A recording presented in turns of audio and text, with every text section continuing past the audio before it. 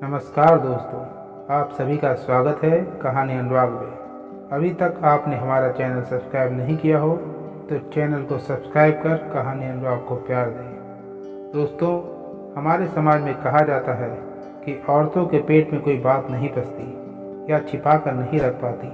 आखिर ऐसा क्यों है या इसके पीछे कोई छिपी हुई कहानी है? तो आइए आज की कहानी की शुरुआत करते हैं। दोस्तों, ये कहानी इतिहास के सबसे बड़े युद्ध महाभारत की है। इस युद्ध में पांडव और कौरव के बीच घमासान लड़ाई हुई। यह युद्ध धर्म और अधर्म के लिए था, जिसमें पांडव की जीत हुई थी। यह युद्ध लगभग 18 दिनों तक चला था। कुंती महाभारत में वर्णित पांडव, जो कि 6 थे, में से 4 की माता थी। महाभारत में माता कुंती के वो पुत्र भीम, अर्जुन, युधिष्ठिर और कर्ण थे। सहदेव और नकुल अश्विनी कुमार और माद्री के पुत्र थे। लेकिन माता कुंती का एक पुत्र, जिसका नाम महावीर कर्ण था, जिसके बारे में माता कुंती ने कभी किसी को कुछ नहीं बताया। कुंती ने ऋषि दुर्वासा की घोर तपस्या की थी।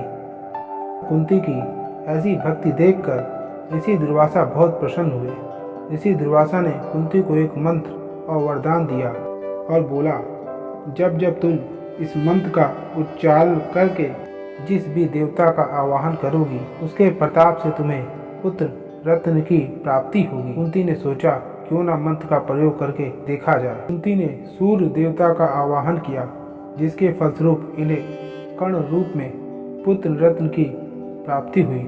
लेकिन कुंती का विवाह नहीं हुआ था, इसलिए कुंती ने लोक लाज के डर से उस बच्चे को नदी में प्रवाहित कर दिया। यही बालक नदी में बहते बहते धृतराष्ट्र के सारथी अधिरथ को मिल जाता है, जो कि जाति से सूत थे। महाभारत के युद्ध में जब अर्जुन द्वारा अंगराज कर्ण का वध कर दिया गया, तब माता कुंती को बहुत दुख हुआ और वह कुरुक्षेत्र पहुंच गई और कर्ण के शव के पास जाकर उसकी मृत्यु का विलाप करने लगी। युधिष्ठिर अपनी माता को कर्ण के शव के पास विलाप करते देख युधिष्ठिर ने अपनी माता कुंती से पूछा, हे माता, आप हमारे शत्रु की मृत्यु पर विलाप क्यों कर रही हैं? आपको तो खुश होना चाहिए कि आपका पुत्र विजयी हुआ है। माता कुंती ने युधिष्ठिर को बुलाया और कहा, तुम्हें कर्ण का अंतिम संस्कार करना चाहिए, ये कोई शत्रु नहीं है। युधिष्ठिर ने पूछा, माता, आप ऐसा क्यों कह रही हैं? तो माता कुंती ने कहा, मैं ऐसा इसलिए कह रही क्योंकि ये तुम्हारे बड़े भ्राता थे। इस पर युधिष्ठिर बहुत क्रोधित हो जाते हैं और अपनी माता से कहते हैं, ये बात आपने पहले क्यों नहीं बताई? अगर ये बात आपने पहले बताई होती तो आज कर्ण जीवित होते। धर्मराज युधिष्ठिर ने अपनी माँ कुंती से कहा, आपने इतनी बड़ी बात छिपाकर हमें अपने बड़े भाई का त्यारा बना दिया है।